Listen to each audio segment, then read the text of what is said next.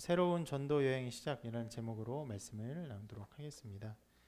예루살렘 회의를 우리가 계속 살펴보았죠. 그 회의가 끝나고 수리아 안디옥에서 예루살렘으로 파송되었던 바울과 바나바가 다시 안디옥으로 돌아왔습니다. 그리고 거기에 편지를 전해주고 예루살렘 회의에서 결정된 여러 사항들을 알려주면서 안디옥에 있는 형제들을 믿음에 굳게 세우는 일들을 했죠. 자, 이 일을 하는 데 있어서 바울과 바나바만 돌아와서 한 것은 아니고 예루살렘에서 두 사람을 뽑아서 함께 보냈었는데 그 두 사람이 바로 유다와 실라입니다. 유다와 실라도 이 일을 함께 감당을 했고, 그리고 유다와 실라가 다시 예루살렘으로 돌아가고 바울과 바나바는 그 안디옥에 남아서 계속 주의 말씀을 가르쳤습니다.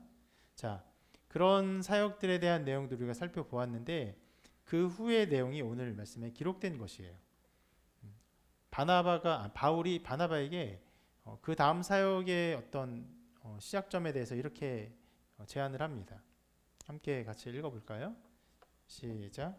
며칠 후에 바울이 바나바더러 말하되 우리가 주의 말씀을 전한 각 성으로 다시 가서 형제들이 어떠한가 방문하자 하고. 자, 우리가 주의 말씀을 전한 각 성. 바울하고 바나바가 이미 전했던 그곳으로 다시 가자, 이렇게 얘기하고 있는 것이에요. 자, 왜 이렇게 얘기했는지 바울과 바나바의 행적을 보면 우리가 좀 알 수 있는데 1차 전도 여행이 대략 이런 식으로 진행됐습니다. 저쪽에 여러분 보시기에 오른쪽에 있는 저 안디옥, 저기서 시작을 해서 실루기아를 지나 저 구브로라는 섬에 들어가죠. 그리고는 다시 그 섬에 나와서 아탈리아에 갔다가 저 위에 비시디아 안디옥에 갑니다. 그리고 이고니온, 루스트라, 더베를 지났다가 다시 빨간색 그 라인을 따라서 돌아와요. 자, 이렇게 돌아왔던 것이 바울의 1차 전도 여행입니다.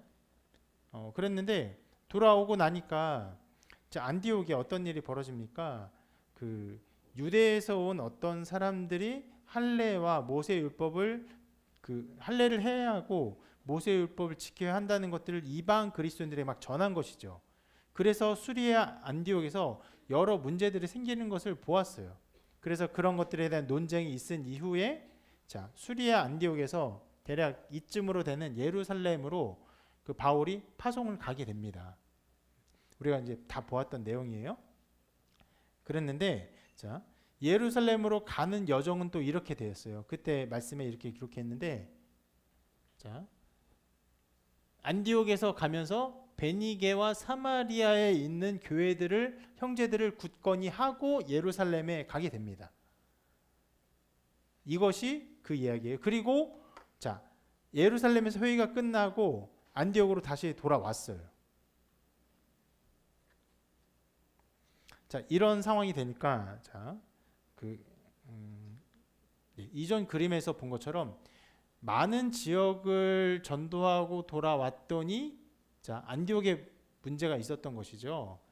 그러니까 이 문제에 대한 것들이 여러 교회들에게 전해지고 특히 할례와 모세율법을 전하는 것들이 많은 교회에 전해졌던 것으로 파악했던 것 같아요. 바울이 또 바나바가. 그러니까 예루살렘에 갈 때도 그냥 가지 않고 이 가는 지역의 여러 교회들을 굳건하게 하고 갔습니다.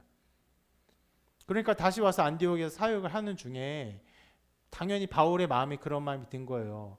우리가 이 예루살렘 회의에서 가지고 이렇게 얻게 된 이 결정들이 있는데 이 결정들을 가지고 우리가 전한 그 성들에 가서 다시 한번 그 형제들의 신앙을 굳건하게 하자. 그들이 할례와 그 모세율법에 관해서 여러 가지 문제가 있을 것으로 생각이 된다. 충분히 여러분 당연한 가능한 생각입니다. 왜냐하면 여기에 있는 루스드라, 더베, 이고니온, 안디옥, 여기가 다 어디입니까? 갈라디아 지방이에요. 갈라디아서를 우리가 아침마다 보고 있지만 이미 갈라디아서에서도 그 율법을 지키는 문제, 할례에 대한 문제가 퍼져서 여러 가지 문제가 생겼어요. 그러니까 이미 바울이 여기를 다녀와서 그쪽으로 가지 못한 상황이 있죠. 지금은 지금은 어디입니까? 안디옥에서 예루살렘에 있다, 예루살렘 다시 안디옥에서 여기서 왔다 갔다 하는 상황이니까 그 지역이 다시 가기를 원했던 것이에요. 자, 그런데 바울의 이 제안이 난관에 부딪힙니다. 이렇게 기록해요. 그 상황을요. 말씀에 이렇게 기록합니다. 바나바는 마가라는 요한도 데리고 가고자 하나 바울은 밤빌리아에서 자기들을 떠나 함께 일하러 가지 아니한 자를 데리고 가는 것이 옳지 않다. 의견이 충돌해요. 우리가 지난번에 살펴보았어요. 1차 전도 여행에서 그 마가가 떠났을 때 이 내용을 살펴보긴 했습니다. 바울은 안 된다. 바울은 데리고 가자. 예. 자, 이 의견 충돌의 결과를 이렇게 기록합니다. 서로 심히 다투어 피차 갈라서니. 심각한 어떤 다툼이 일어난 거예요. 굉장히 안타까운 일입니다. 여러분, 우리가 지금 초대교회 이야기를 쭉 살펴보는데 초대교회에 굉장히 많은 어려움들이 있었습니다. 스데반이 죽음을 당하고 또 실은 이 바울에 의해서 그 사울에 의해서 교회가 엄청나게 핍박을 당해서 예루살렘 교회에 있는 많은 성도들이 엄청난 지역으로 다 흩어지고 또 나중에는 권력자에 의해서 야고보가 죽임을 당하고 베드로도 옥에 갇히고 수많은 어려움이 있었습니다. 또 그 복음이 전해지는 곳에서 사마리아에게 복음을 전하니까 그곳에 전한 복음이 참된 것인가 하여 사람들을 보내서 그것들을 재확인하고 하는 여러 가지 난관, 어려움들, 해결할 문제들이 많이 있었어요. 그런데 그 수많은 어려움과 다툼은 아니고 수많은 어려움과 그리고 핍박과 이런 상황에서도 교회가 다투었다, 싸웠다, 분열했다 이런 기록은 전혀 없었습니다. 처음으로 교회에 일종의 분열과 같은 상황이 나타난 것이에요. 게다가 누가 다퉜습니까? 굉장히 유력한 사람입니다. 바울과 바나바. 어떤 사람이에요? 지금 예루살렘 회의에 갔다 왔어요. 무엇 때문에? 모세의 율법과 할례를 행하느냐 마느냐 문제를 가지고 가서 거기에 엄청난 결정들을, 그러니까 어떻게 보면 기독교의 교리에 아주 중요한 부분을 가를 만한 중요한 결정들을 하고 그 결정 내용들을 가지고 온 두 사람이에요. 어떤 면에서는요, 이것들을 결정한 사람은 누구냐? 야고보고, 예루살렘 교회 야고보고 또 거기에 있는 베드로나 이런 사람들이라고 말할 수도 있어요. 근데 그 사람보다 바울과 바나바가 훨씬 중요합니다. 왜요? 이 문제들을 가지고 이방 교회들을 든든하게 하고 이 가르침들을 전해야 될 책무를 가지고 있는 사람들이에요. 그런데 이 시작점에 있어서 안디옥 교회는 괜찮아요. 안디옥 교회는 그들이 같이 사역을 했어요. 그리고 이제 가자, 우리가 전한 그 많은 지역들 가서 그들을 든든하게 하자가 했는데 두 사람이 엄청나게 싸운 겁니다.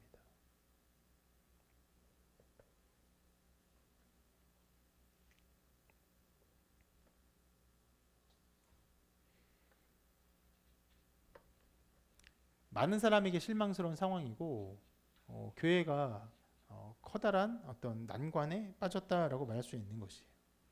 자, 여기에 대해서 몇 가지를 좀 살펴보고자 합니다. 한 가지는 실은 우리가 전에도 살펴본 내용이 똑같아요. 한 사람이 교회 사회에 얼마나 큰 영향을 끼치는지를 우리가 보기를 바랍니다. 여러분, 이 바울과 바나바가 이 초대교회 별과 같은 이 두 사람이 엄청나게 다투고 갈라지기까지 한 그 원인은 누구에게 있습니까? 마가에게 있죠.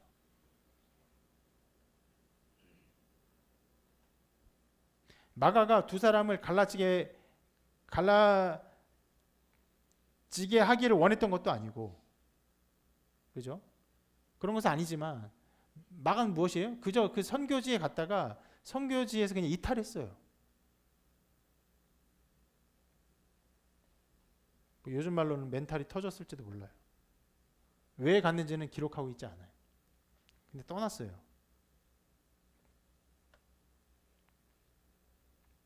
그래서 이 일을 마가의 잘못이다라고 막 몰아세우기는 어려워요. 어렵지만 분명히 그 일로 말미암아 바울과 바나바가 깨어지는, 그리고 이후에 바울과 바나바가 사역을 같이 했다는 것들이 잘 나타나지 않습니다. 안타까운 일이죠. 뭐 마가의 잘못이라 말할 수는 없지만 이 일 때문에 바울은 분명히 선교 사역을 감당하는 일에 있어서 분명한 기준을 갖게 되었어요. 이런 사람은 합당하지 않다. 하나님의 나라 일에 합당하지 않다. 또 바나바는 그에 대해서 좀 반감을 갖게 됩니다. 그런 사람이라도 키워서 세워서 이렇게 하나님의 일을 하게 되지 않겠느냐, 우리가 이끌어야 되지 않겠느냐, 이런 마음을 갖게 되었어요. 여러분, 이것은 교회가 유기체인 것을 잘 보여줍니다. 오늘 아까 교회에 대한 찬양을 함께 했지만 그 교회는요, 여러 사람이 모인 그냥 동아리가 아니죠. 여러 사람의 집합체가 아닙니다. 그리스도를 머리로 하는 한 몸이에요. 한 몸이기 때문에 한 사람의 어떤 깨어짐, 한 사람의 문제는요, 그 교회에 여러 가지 영향을 미칩니다. 그러므로 여러분 두려워해야 돼요.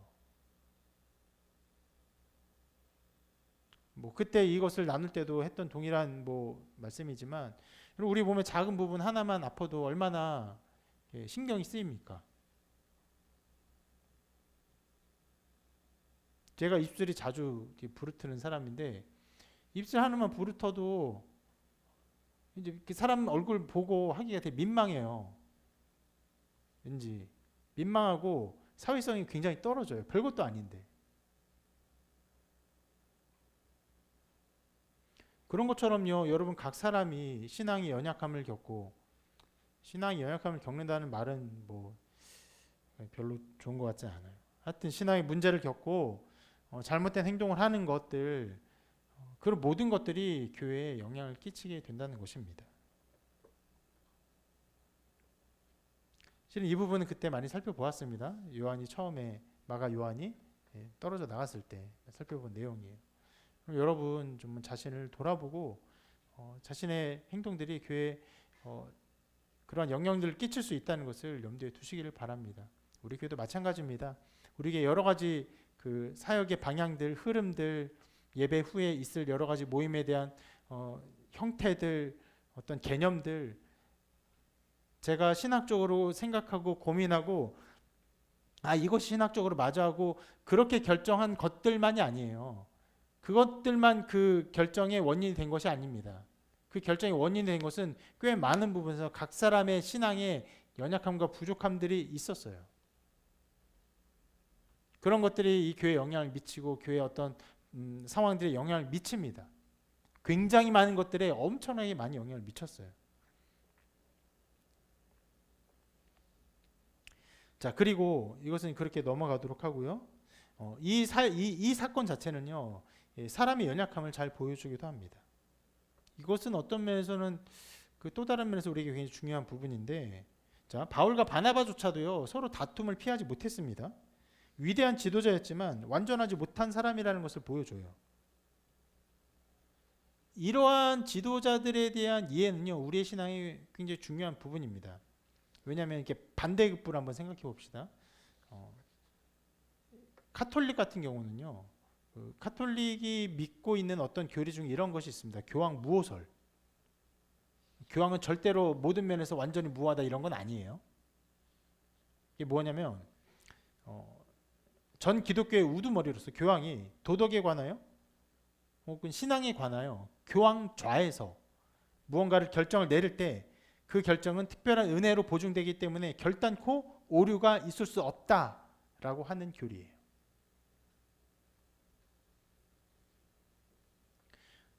물론 여러분, 오늘 나온 사건 하나 가지고 교황 모습 얼마나 말도 안 되냐, 너네들이 믿고 있는 이 바울과 바나바라고 하는 위대한 사도조차도 이렇게 싸우고 다투는 일을 했는데 어떻게 교황 모습을 믿을 수 있냐, 이렇게 반박을 다 할 수는 없어요. 더 많은 신학적 논쟁들이 필요하긴 합니다. 그렇지만 기본적으로 여러분, 우리는 어떤 사람이든 교회 내에 그 사람이 사역을 잘하든 혹은 사역을 잘하는 못한 연약한 사람이든 다 동일한 성정을 가지고 있는 동등한 사람인 것을 이해할 수 있는 것이죠. 그리고 그러한 이해는요, 우리로 하여금 지도자를 향해 기도하게 합니다. 여러분, 기도해야 돼요. 연약한 사람입니다. 저도 연약한 사람이에요. 그 연약함 가운데 올바른 결정들을 해 나갈 수 있어야 되고, 때로는 그 결정들이 모든 사람을 만족하게 할 수도 없어요. 어떤 사람은 오늘 일에 대해서 바울의 결정들 옳다 말할 거예요. 어떤 사람은 바나바의 결정이 옳다 말할 수도 있습니다. 성경학자들도 그것을 이렇게 결정하진 않아요. 자기 사역의 어떤 기호에 따라서 바울이 그래도 이런 면에서는 굳건한 기준을 세웠다라고 말하기도 하고, 어떤 사람은 바나바의 사역이 사람 세우는데 더 옳다라고 말을 할 수도 있어요. 그러니까 그 결정들이 아까 말한 것처럼 완전 무한 결정이라고 말할 수 없어요. 기호가 다를 수 있고 판단이 다를 수 있습니다. 그러니까 그런 것들을 보면서 존중해야 되는 것이죠. 존중하고 하나님의 일하심과 하나님의 역사하심이 있기를 기대하며 소망하며 한 마음이 되어야 하는 것입니다.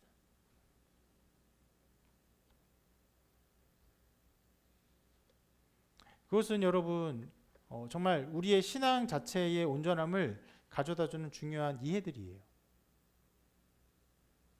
이것에 대한 잘못된 이해를 가지고 있다면 여러분 정말 일종의 계급화된 신앙을 갖게 돼요.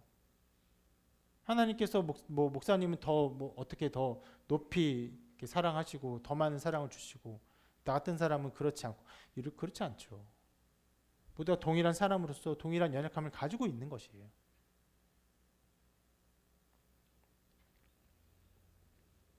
자, 그리고 이 사건에서 굉장히 어떤 면에서는 다행이고 또 감사한 것은 눈에 띄게 아주 선명하게 나쁜 결과죠. 바울과 바나바가 그 갈라지는 나쁜 결과가 나타났음에도 불구하고 그 가운데서도 하나님의 선한 섭리가 나타났다는 것이에요. 갈라져서 어떻게 됐습니까?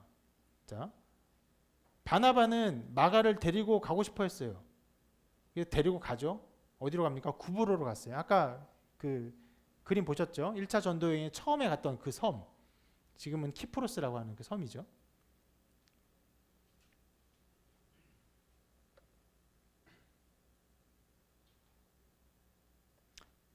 그리고 바울은 또 다른 사람을 세워서 함께 갑니다.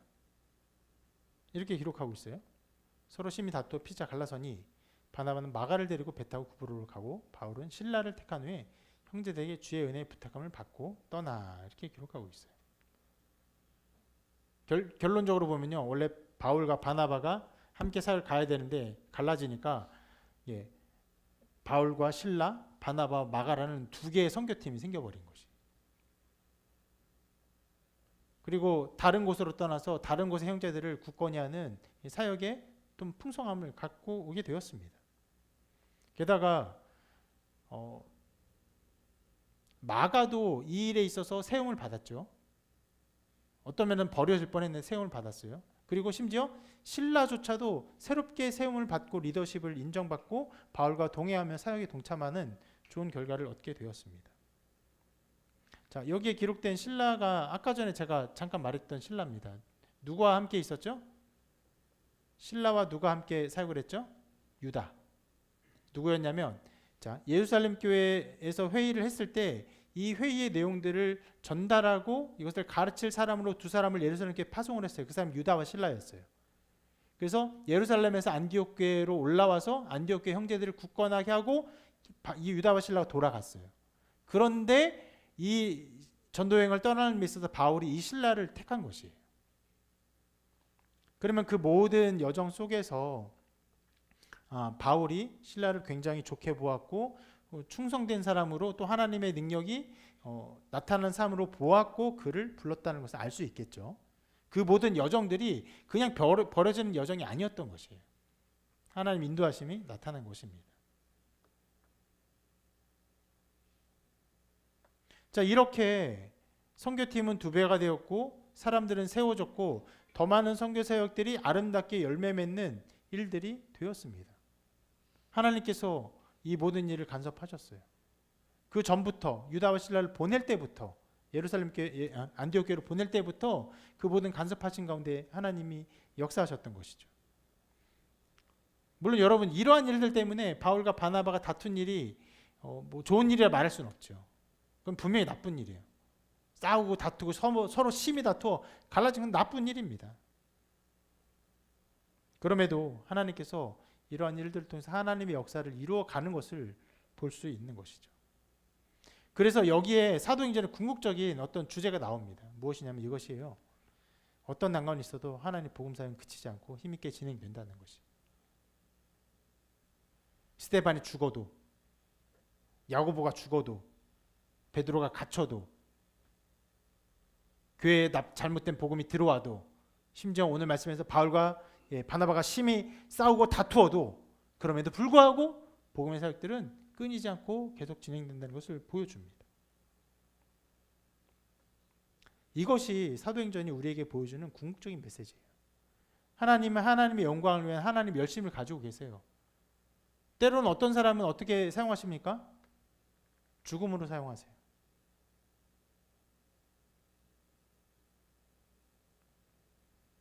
야고보 같은 경우는요, 그 죽음에 대한 어떤 자세한 기록도 없이 그냥 죽게 하세요.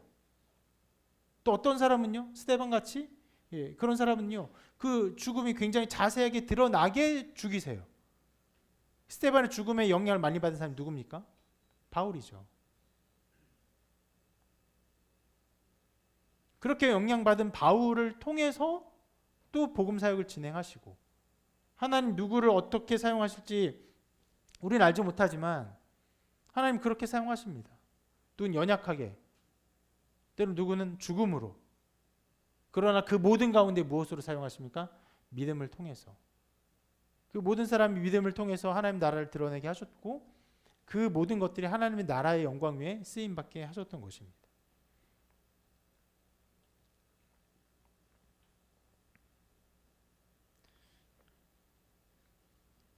이러한 일들이 있었기 때문에 초대교회 이후로 엄청난 핍박들이 교회에 가해졌고, 실은 수많은 사람들이 핍박 속에서 그냥 죽음을 당했죠. 죽음을 당해서도 그냥 그들이 아무 소망 없이 죽은 게 아니에요. 분명한 믿음 속에서, 신앙 속에서 자기의 삶을 기쁨으로 드렸던 것이에요. 심지어는 나중에는 그 순교하는 일들이 얼마나 유행했습니까? 순교하는 일들을 너무나 기쁨으로 여겨서 자기가 순교를 당하는 자리에 일부러 갔을 때는 그것은 참된 순교가 아니다라고 말할 정도였어요. 왜 그런 말이 나옵니까? 피해 다니고 숨어 다니고 그렇게 사는 것 자체가 굉장히 고난이고 고통이에요. 그런데 그 모든 공동체가, 기독교 공동체가 순교자들을 영광스럽게 생각하고 그들로 인해서 엄청난 신앙적 위안을 받고 하나님 찬송하는 일들이 있습니다. 그러니까 그들의 삶에 있어서 이런 고난과 고통을 살 바에는 차라리 순교의 영광을 다하는 것이 천국에 들어가고 더 영광스러운 일이에요. 그러니까 일부러 그 자리에 가는 것이죠.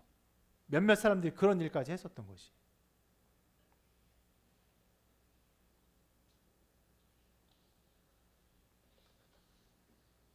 자, 이렇게 두 번째 전도 여행의 시작이 기록되어 있어요. 여러분, 두 번째 전도 여행의 시작인데 시작의 내용이 어떻습니까? 어떠면 굉장히 우울해요. 이럴 수가 있나? 싶은 생각이 듭니다. 첫 번째는 굉장히 달라요. 첫 번째는 여기저기에 복음이 전해진 소식을 따라서 또 전도하러 간 것이고, 그래서 많은 사람들을 주께로 인도한 것인데, 두 번째는 굉장히 이상하게 진행이 되었습니다.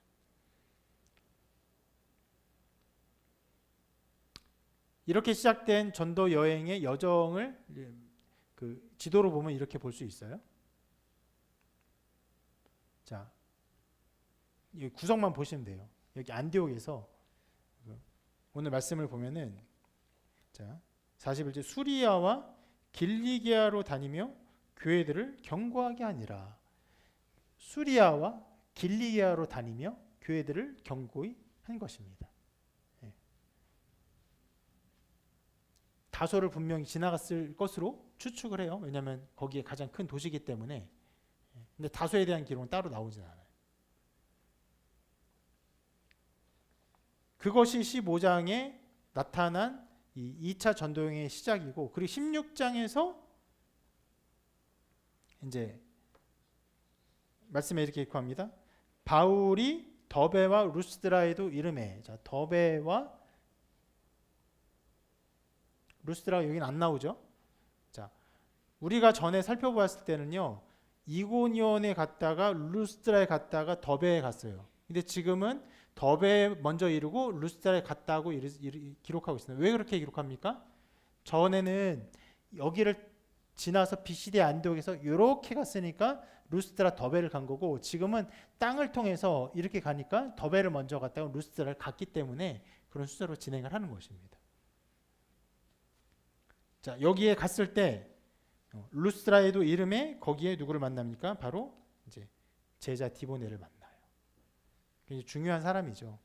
바울이 디모데를 아들처럼 여기고 디모데도 아버지처럼 여기고, 또 디모데가 나중에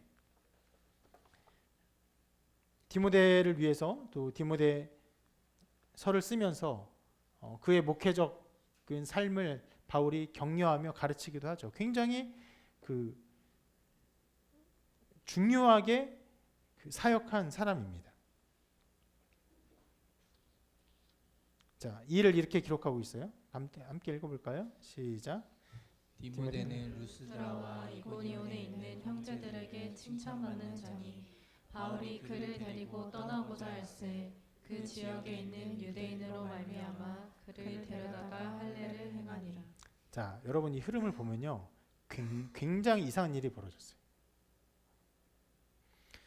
이 흐름에서 여러분 중요하게 생각해야 되는 것이요, 예루살렘 교회에서 예루살렘 회의에서 그 결정된 것들을 가지고, 그 중요한 문제를 가지고 할례와 모세 율법을 지키는 문제에 대해서 이방인들에게 그것을 강요하지 않도록, 그러한 강요하는 가르침들을 없애도록 하는 중요한 결정을 가지고 2차 전도여행을 떠났는데, 이런 가르침이죠.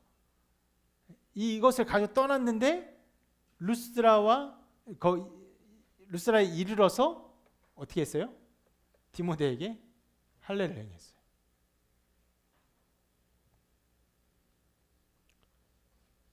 이상한 일이죠.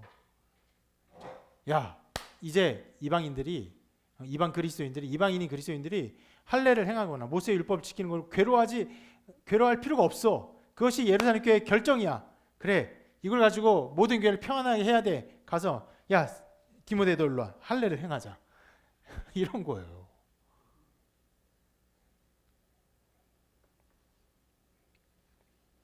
자, 갈라디아서에서는 바울이 할례에 대해서 이렇게도 기록을 합니다. 한번 읽어볼까요? 시작. 할례를 받는 각 사람에게 다시 증언하노니 그는 율법 전체를 행할 의무를 가진 자라. 자, 누군가가 할례를 행해요. 그게 왜 문제냐면, 너가 그렇게 할례를 행함으로 어떤 율법을 지키려는 태도를 가져? 또 그렇게 해서 의를 얻으려고 해? 그러면 너 다른 모든 율법 다 지켜야 돼.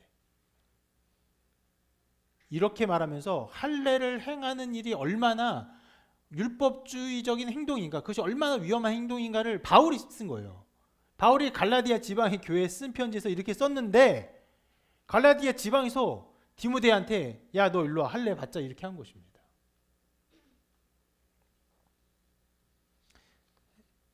자, 이래서 굉장히 이율배반적인 행동이고 굉장히 앞뒤가 안 맞는 행동을 한 것처럼 보이는데, 자, 이런 상황입니다. 갈라디아에서 저 편지를 쓰고 저 글을 쓰고 또 할례에 대해서 배격하는 행동을 가르침을 했던 것은 이방 그리스도인들이 유대인들한테 배웠어요. 유대인들이 뭐라고 가르칩니까? 야, 너 할례를 해야 돼. 할례를 해야 거기서 올바른 신앙생활이 되는 거야. 그리고 모세 율법도 지켜야 돼. 그렇게 우리 유대인들이 다 그렇게 했던 것처럼 너도 반드시 그렇게 해야 돼 하니까 이방인들이 그렇게 해야 되나? 야, 그렇게 하는 것이 맞나 봐. 예루살렘 교회 거의 모든 유대인들이 다 할례를 행했고 모세율법 지금도 지켜 해서 사람들이 막 할례를 행하는 것이에요. 그리고 모세율법 지키는 거예요. 그렇게 자기의 의를 위해서 율법을 지키고 할례를 행한 자들에게 이렇게 어떤 비판을 하고 논증을 하고 그리고 가르치고 있는 것이죠. 그거에 비해서 오늘 말씀에서 디모데를 데려다가 할례를 행한 이유는 실은 오늘 말씀에 그 이유가 나와 있는데 이렇게 기록하고 있어요. 바울이 그를 데리고 떠나고자 할새 그 지역에 있는 유대인으로 말미암아 그를 데려다가 할례를 행했어요. 왜요? 이는 그 사람들이 그의 아버지는 헬라인인 줄 다 알미러라. 무슨 말이냐면 여러분 기본적으로 그 바울이 전도를 행할 때 주로 어디서 행했습니까? 회당에서 행했죠. 회당은 누가 옵니까? 유대인들이 와요. 유대인들은 다 할례를 받은 사람들이에요. 그런데 지금 이 디모데는 유명한 사람이에요. 그 지역에서 뭔가 좀 좋은 소문이 난 사람이에요.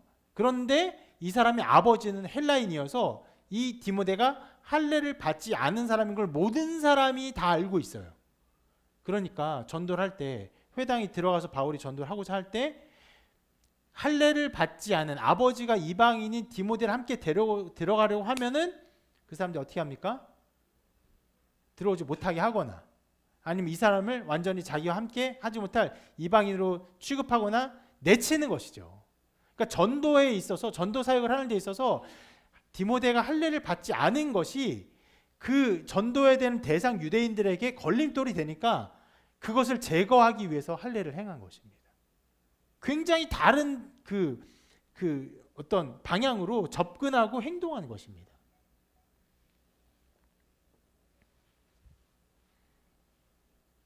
이렇게 디모데가 할례를 행하면요, 할례를 행한 이방인으로서 유대인들과 접촉하는데 또 회당에 들어가는데 그들의 말씀을 전하는데 그 전에 바울과 디모데가 함께 붙어 다니면서 밥 먹고 다니는 데 있어서 유대인들로부터 시비가 걸리거나 어떤 내침을 당하거나 혹은 그 말을 거부하는 일에 대해서 안전장치가 되는 것이죠. 자, 여기서 우리는 실은 굉장히 중요한 몇 가지를 살펴볼 수 있습니다. 하나는 이것인데, 자, 바울이 할례를 행할 때 굉장히 자유롭게 이것을 대했다는 것이에요. 무슨 말이냐면 어떤 때는요, 율법주의자들이 할례를 행해라 이런 식으로 할례를 대하면요, 바울은 아주 날선 몸으로 야, 너 할례를 행해? 그러면은 모든 율법을 지켜야 되는 거야. 그거 정말 그렇게 하면 안 되라고 적극적으로 반대를 해요. 그러면서도 전도하는 데 있어서 이 할례를 하지가 않은 것이 문제가 되면 야, 디모데 일로 와, 할례를 행하자 라고 할 정도로 굉장히 유연한 태도와 마음을 가지고 이 할례를 대했다는 것입니다.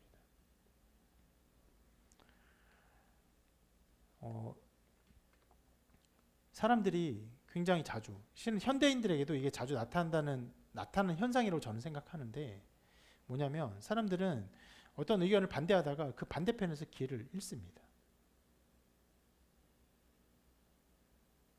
정치적으로 그런 일도 많이 있다고 생각해요.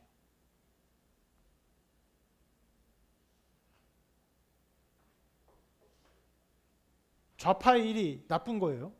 그 어떤 사람은 우파가 옳다고 생각해요. 거기서 길을 잃어요. 우파가 나쁘다고 생각해요. 좌파에서 어떤 길을 찾으래요. 거기서 길을 잃어요.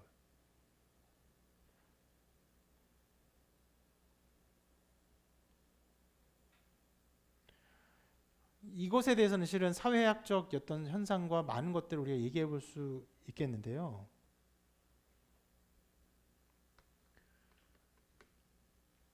그렇게 많이 들어가진 않겠습니다. 바울은 그런 태도를 갖지 않았어요. 할례를 분명히 반대했어요. 그러면서도 할례를 행하는 굉장히 유연한 사고와 태도를 가지고 있음을 볼 수 있어요. 심지어는 지금의 우리가 신학을 하면서 성경을 볼 때 바울이 뭐야, 미쳤네? 왜 이러지? 하는 생각이 들 정도로 위험한 그 선을 넘나들고 있는 거예요. 이것은요, 여러분, 바울이 굉장히 자유로운 정신을 가지고 있는 유연한 사람이라는 것을 보여주는 걸 수도 있지만, 실은 그 전에 그보다 더 중요하게 복음이 사람에게 자유를 주는 능력을 보여주는 것이죠. 왜 그러냐면 여러분, 모든 사람은요 정말 이 면에서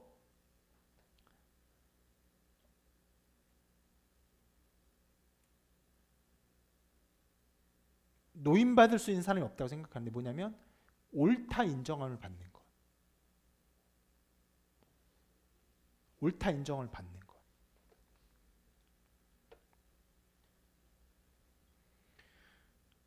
제가 아까 전에 우리 사회 현상을 말했을 때 뭐 그 좌파를 반대하다 우파에서 길을 잃고 우파에서 반대하다 좌파에서 길을 잃고 왜 그렇습니까? 좌파를 반대하다 우파에서 옳다 인정을 받기 위해서 거기에 의견을 계속 듣다 보면 어떻게 됩니까? 확증 편향이 되는 것이죠. 그래서 그 길로 계속 가요. 그 반대도 마찬가지예요. 잘못됐어요? 좌파에서 거기서 의견을 또 옳다 인정을 받으면 거기서 또 확증 편향이 되는 일이 있어요. 그러니까 무슨 일 하는 겁니까? 모든 사람이 옳다 인정을 받기를 바래요. 근데 여러분, 이 세상의 어떤 사상과 가치 그 어떤 것도 사람의 궁극적으로 옳다 인정함을 줄 수 있는 것은 아무것도 없어요. 실제로 우리가 우리 한국 사회 기본적으로는 자유민주주의를 옳다 인정하고 또 그것을 추구하며 그런 사회에서 살고 있지만 50년 전에 우리가 추구하던 자유민주주의와 지금 우리가 살아가는 자유민주주의의 어떤 많은 것들은 굉장히 다릅니다.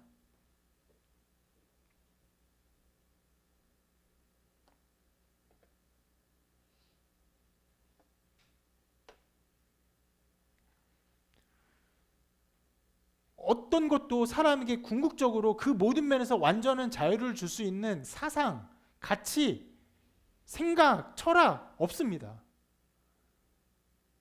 왜요? 그 모든 것들은 다 상대적인 것이기 때문에 그래요. 절대적인 것에서 우리가 자유를 누릴 수 있는 것, 절대적인 면에서 우리가 옳다함을 인정할 수 받는 유일한 단 한 가지는 복음이에요. 복음이 우리를 참 자유를 주기 때문에 이 안에서 자유를 누린 사람만이 그 안에서 완벽한 자유를 누리는 것이에요. 바울은 로마서에서 복음이 하는 일을 이렇게 강변합니다. 같이 한번 읽어볼까요? 시작. 누가 정죄하리요 죽으실 뿐 아니라 다시 살아나신 이는 그리스도 예수시니 그는 하나님 우편에 계신 자요 우리를 위하여 간구하시는 자시니라. 누가 우리를 그리스도의 사랑에서 끊으리요 환난이나 곤고나 박해나 기근이나 적신이나 위험이나 칼이랴. 누구도 정죄할 수 없어요. 그리스도의 사랑으로 말미암은 하나님의 사랑에서 하나님이 우리의 편이 되는 것에서 누구도 끊을 수가 없어요. 완전한 절대자로부터 완전한 인정을 받고 완전한 사랑을 누리는 이 자유와 기쁨을 선언한 것이. 그래서 이 복음으로 말미암아 영향을 받은 사람은 그 다른 어떤 것에도 얽매이지 않습니다. 자유케 돼요. 만약 이런 복음을 알지 못하면요, 아까 말했던 그 할례에 대해서 할례 잘못된 것인데 그 반대편으로 가다가 거기서 길을 잃을 수도 있는 거예요.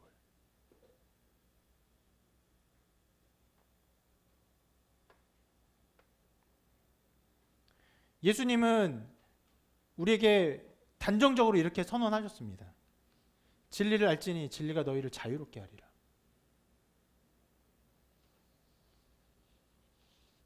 여러분, 이 말씀은요 공상 속에만 머물지 않습니다. 실제가 돼요. 진리 안에서 우리는 자유를 누립니다. 진리 안에서 우리가 어디에 서 있는지를 알게 돼요. 그전에는 모르죠. 내가 무엇을 위해 사는지, 어떤 가치를 위해 사는지, 무엇을 좇으며 사는지, 어디에 속해 있는 사람인지 방황합니다. 수많은 취미와 수많은 욕망 혹은 그것들을 채우는 것을 통해서 나의 어떤 가치관을 정립하고 나의 어떠함을 드러내기 위해서 살아갑니다. 수많은 것들에 중독되고 거기에 빠져들어 살아갈 수밖에 없어요. 그럴 수밖에 없어요. 그 인간이에요. 왜냐하면 그런 것이 없으면 내가 나를 알게 하는, 나답게 하는 그 무엇인지 알지 못하기 때문입니다. 그러나 하나님의 사랑을 통해서, 예수 그리스도를 통해서 하나님 나를 사랑하시고 나를 위해 죽으시고 나를 위해 모든 것을 주시고 그 아들과 함께 모든 생명을 주신다는 것을 믿는 그때에 나의 존재가 하나님으로부터 온 것이며, 심지어 이 놀라운 역사의 모든 흐름이 하나님 태초부터 나를 작정하시고 태초부터 나를 부르시기로 작정하시고 나를 인도하시고 그리고 나를 이 땅에 서게 하셨고 그렇게 서게 된 나라는 어디입니까? 대한민국입니까? 아니죠. 하나님의 나라죠. 하나님 나라에 살게 하기 위해서 나를 부르셨다는 것을 알게 됩니다.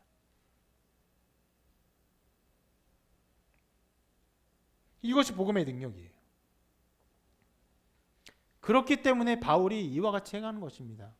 바울은 완전한 하나님 안에서 그 복음의 자유를 알고 있기 때문에 지나치 율법주의를 경계하면서도 또 그 할례를 가지고 복음의 그 걸림돌이 될 때 그것을 능히 자기의 것으로 사용하여 도구로 사용합니다.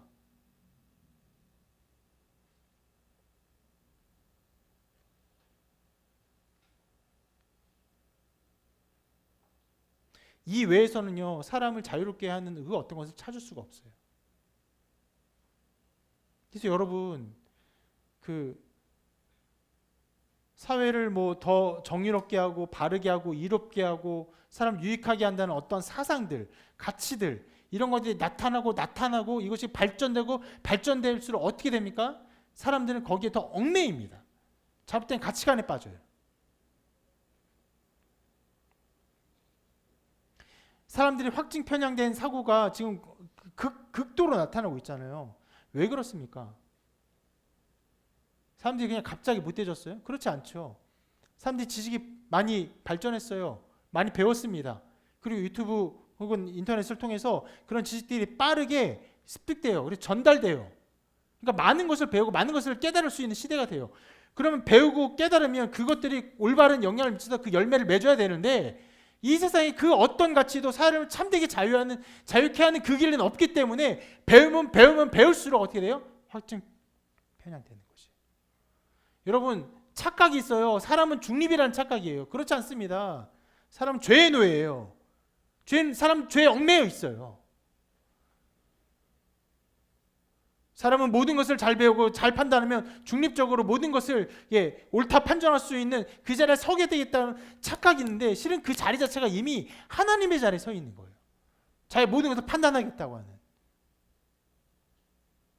완전한 판타지입니다. 그것은. 그래서 어떤 가치도 어떤 사상도요 배우면 배울수록 그 안에서 완전한 자유를 누리며 행복을 누리며 기쁨을 누리는 것이 없어요.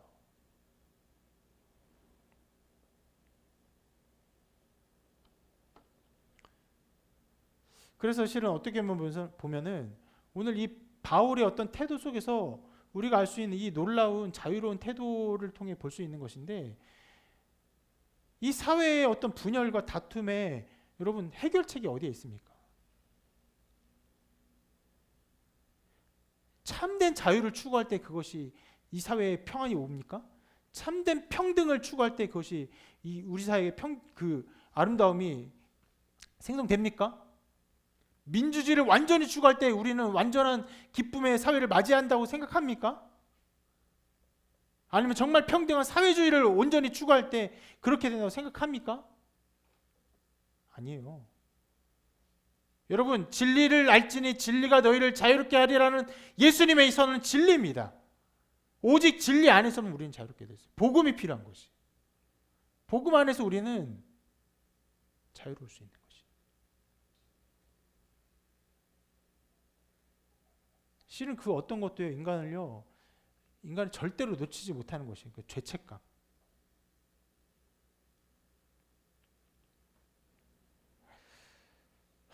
이게 얼마나 깊은 건지 몰라요. 이 죄책감이라는 것이. 이 죄의 종로로 타게 하는 것. 이 두 가지입니다. 하나는 그 죄를 지은 것의 죄책감으로 고통받게 하는 것이고 또 하나는 거기서 벗어나기 위해서 이 율법을 지키면서 율법으로 말미암아 자기를 의롭게 하는 노력과 열심 가운데 살아가는 이 양면적인 율법의 노예 상태가 돼서 벗어날 수가 없어요. 어떤 사람도.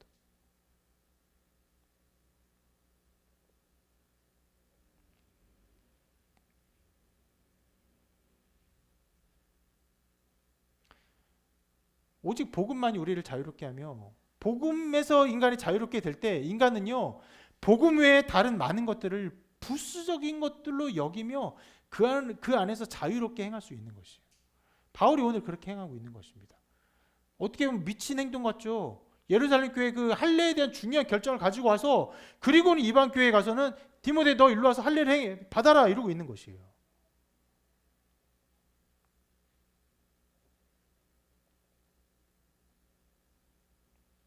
교회 안에서도요. 복음이 사라지면 어떻게 됩니까? 예수 그리스도의 복음이라는 것이 이 진리가 나타나지 않고 이거 사라지면요. 교회 안에 부수적인 것들이 점차로 진리의 자리를 차지하게 됩니다. 교회의 전통, 습관, 어떤 관습들 이것이 진리화되고 그러면서 사회 문화의 여러 가지 것들이 교회 안에서 악마화돼요. 그래서 이원론이 벌어집니다. 그래서 교회의 정신이 복음 안에서 자유가 아니라 뭐가 돼요? 억압과 통제가 되기 시작해요. 여러분 교회조차도 이 복음의 능력이 사라지고 복음에 집중하지 아니할 때 이런 일들이 벌어지는데 복음이 없는 세상에서 세상의 가치를 가지고 사람들을 이롭게 하고 세상의 가치를 가지고 사람들을 자유롭게 하려고 하는데 그것이 얼마나 무용합니까? 실은 사람들이 무용한 것을 잘합니다. 그래서 어떻게 하는지 아십니까? 사람들이 그냥 먹어요. 그냥 먹는 즐거움, 그냥 보는 즐거움, 정말 말초적인 즐거움에 완전히 빠져 있어요. 왜요? 더 고상한 걸 추구해봤자 거기서 참된 것을 누리지 못하는 것을 경험하고 아는 것들이 있으니까 그냥 나에게 지금 당장 즐거운 것들, 말초적인 것들이 이것을 즐기는 것 자체가 진리인 것처럼 살아가는 것이. 이 모든 사회 현상이 이 복음이 진리라는 것과 연관되어 있는 것이에요. 복음이 없는 곳에 진리를 알지 못하기 때문에 사람들이 헤매이는 것입니다. 자, 그리고 오늘 말씀에서 한 가지를 더 살펴보고 싶은 것이 있어요. 그것은 뭐냐면 복음을 향한 디모데의 헌신입니다. 자, 디모데가 어떤 사람이죠? 어머니가 유대인이었어요. 아버지는 이방인이에요. 헬라인이에요. 그래서 굳이 할례를 받지 않아도 되었어요. 그래서 성인이 될 때까지 할례를 안 받은 사람이에요. 그렇게 살아가는데 문제가 없었습니다. 만약에 어머니가 이제 믿는 유대인이라고 해서 이제 예수 그리스도를 믿는 유대인이라는 표현이긴 한데 보통 믿는 유대인 대부분은 원래 그러니까 유대인이면서 유대교에 아주 관계가 없다가 예수님 믿고 이런 경우가 별로 없습니다. 이해되십니까? 유대인이면 기본적으로 유대교 관습을 따라 살거나 혹은 그러한 신앙을 가지고 있는 배경의 사람들이 거의 대부분이에요.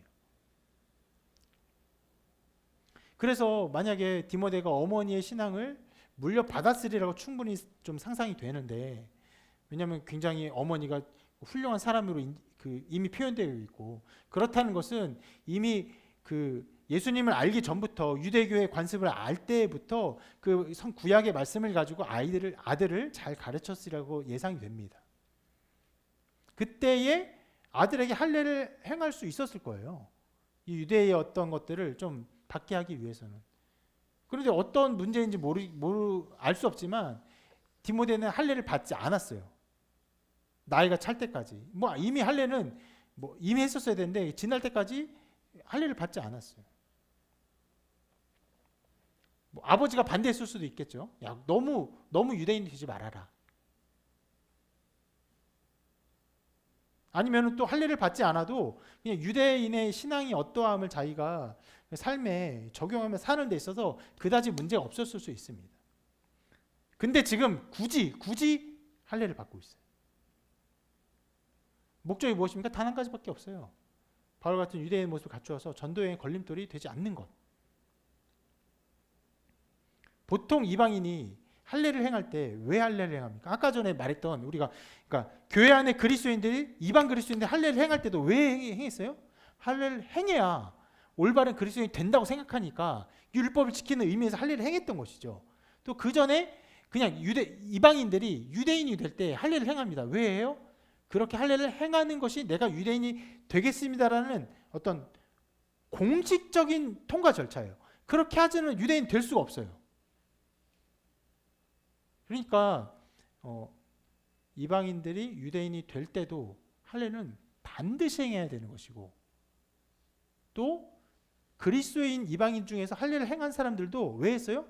그것이 그렇게 행해야 되는 것이 의를 이루는 것이기 때문에, 중요한 것이기 때문에 할례를 행했던 것입니다.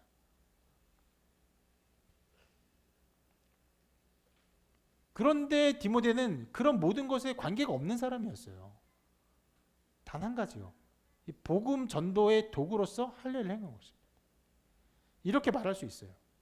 다른 사람, 모든 사람들은 할례를 행할 때 이것을 필수 불가결한 일이어서 했지만, 디모데는 그렇지 않다.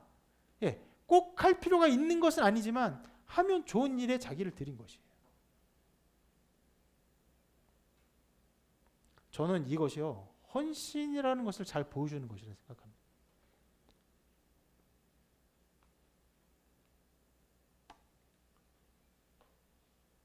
여러분, 교회 사역을 할 때 여러분 좀 착각할 때가 있는데, 어떤 사역이 있어요. 그 사람이 꼭 필요해. 필수 불가결해. 그 일에 자기가 꼭 필요해서 그 일에 자기를 들여.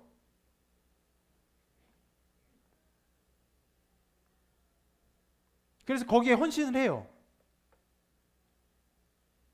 그것은요, 헌신이 아닐 수 있어요. 그건 도리어, 여러분, 자, 교회 사역에 그 사람이 꼭 필요해요. 그래서 자기 헌신했어요. 근데 그 사람이 헌신하지 않았으면 그 일이 어떻게 됩니까? 되는 거예요, 안 되는 거예요? 안 되는 거죠. 그것은 헌신이 아니라 자기를 높이는 입신일 수 있어요. 자기를 세우는 것이에요. 자기를 높이는 것이에요. 저 사람 없으면 우리 이 일 못했어. 이렇게 되는 것이에요.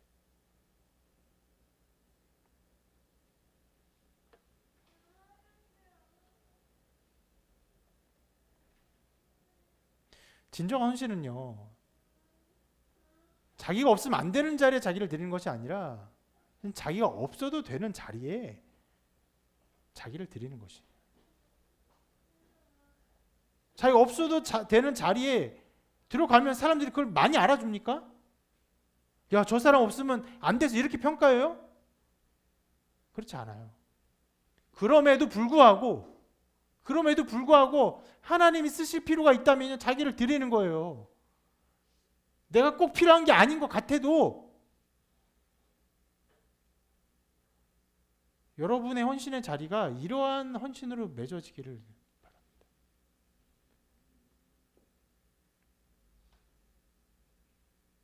없으면 안 되는 자리에는 꼭 있는 사람이 아니라, 없으면 안 되는 자리에 꼭 있는 사람은요, 어떤 면에서는 입신만 하고 있는 사람일 수 있어요. 없어도 되는 자리임에도 불구하고 자기를 드리는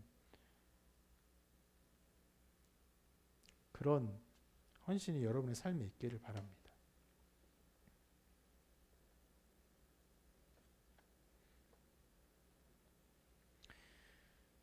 자, 이러한 일들, 바울의 할례에 대한 자유로운 태도, 그리고 디모데의 헌신의 결과로 그 지역을 향한 사역이 잘 이루어졌던 것으로 보입니다. 그래서 이렇게 기록합니다.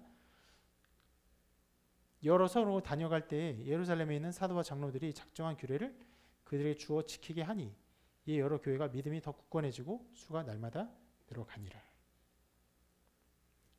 물론 여러분, 여러 교회가 믿음이 굳건해지고 수가 날마다 늘어가는 데 있어서 중요한 게 무엇이었습니까? 예루살렘에 있는 사도와 장로들이 작정한 규례를 그들에게 주어 지키게 한 것. 우상을 멀리하고 피를 멀리하고 목매달 중을 멀리하고 이런 것들을 준 것. 그리고 할례와 모세율법 지키는 것을 또 멀리하는 것. 이것이 중요한 것인데, 이 일들이 되어지는 과정에 있어서 바울이 디모데와 함께했던 이 여정이 중요하게 사용된 것입니다.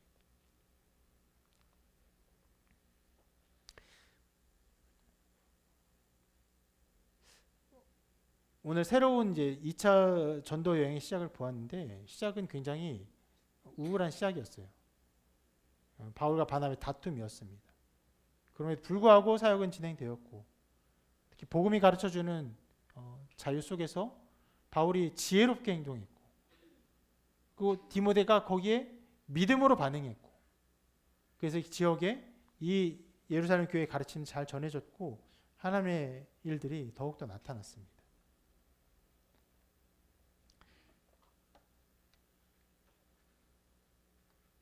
인간적인 연약함에 여러 가지가 있지만 그럼에도 불구하고 하나님 사역하시고 하나님 인도하신 것을 볼 수 있습니다. 여러분, 이 장면들에 나타난 여러 가지 일들이 우리의 삶과 우리의 사역에도 아름답게 나타나게 되기를 바랍니다. 복음으로 인한 자유, 또 자기가 드려야 될 헌신에 자기를 드리는 것, 또 이 모든 것을 사용하시는 하나님의 특별한 역사하심 속에서 각 사람이 각 삶의 여정 속에서 자기의 삶을 살고 사역을 하는 것. 지금도 복음의 일들은 진행돼야 됩니다. 복음이 나타내야 돼요. 우리가 말씀 중에 살펴보았지만 사회는 어지럽습니다. 왜 그래요? 복음이 없어서 그래요. 복음을 전하고 그것을 통해서 하나님의 뜻이 나타나고 여러분이 그 가운데 아름답게 사용되는 역사가 있기를 주님의 이름으로 축원합니다.